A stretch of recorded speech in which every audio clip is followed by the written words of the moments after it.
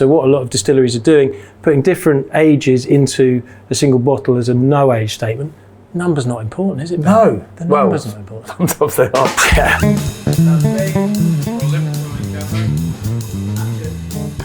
So should you have ice with your whiskey, Ben?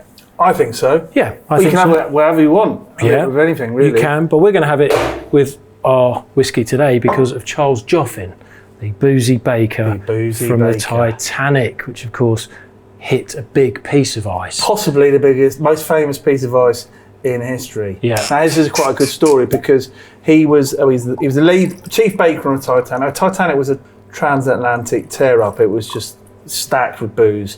But Charles the boozy baker Joughin, when the boat hit the iceberg and everyone else was panicking, he calmly went back to his cabin and had had quite a lot of whiskey, and then came out again, and he made sure that all the women and children got on the boats. He gave up his own space on one of the boats as well to a woman and her kid, and then he started throwing deck chairs into the water to act as buoys for people in the water. And everyone else left the boat. He went back to his cabin, had another drink, and then as the boat finally descended into the sea, he stood on the tip. Legend has it that he got stepped off into the water, and his hair didn't even get wet. That's what they said. I mean, it's quite a story considering the sort of.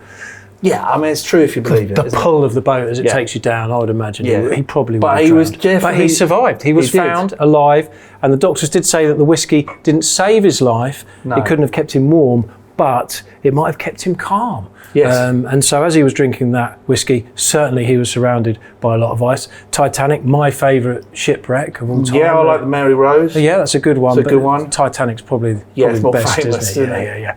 And to honour him, we're drinking some Talisker Storm. Oh, very apt. It's kind of apt. It wasn't so much a storm as an ice. I put some in. I only put a single piece in because it's going to slightly dilute and really open up the whiskey for you in there. And Talisker Storm is a whiskey that's called a no-age statement or non-age statement whiskey. It's a single malt though. It's single malt, but what happens with these distilleries, now single malts become really popular. A lot of stocks are diminishing, so people might launch an 18-year-old not knowing an 18-year-old whiskey would be so popular, and then they run out of 18-year-olds. So what a lot of distilleries are doing, putting different ages into a single bottle as a no-age statement.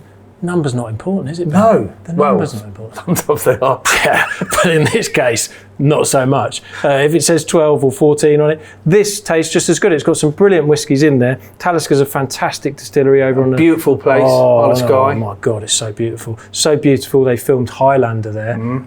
There can be only one. And this has still got all that distinctive Talisker character. It's slightly smoky. They don't use a lot of peat in this, so it's only it's a hint of smoke. But it's quite sweet. Some people say a bit salty as well, a bit like the sea. Very much like the sea, but do not drink this before going swimming or if you drive a boat. Or operating any heavy machinery. Cheers. Anyway, cheers. Thank you for watching, guys. Hope you enjoyed it. Now remember, like and subscribe.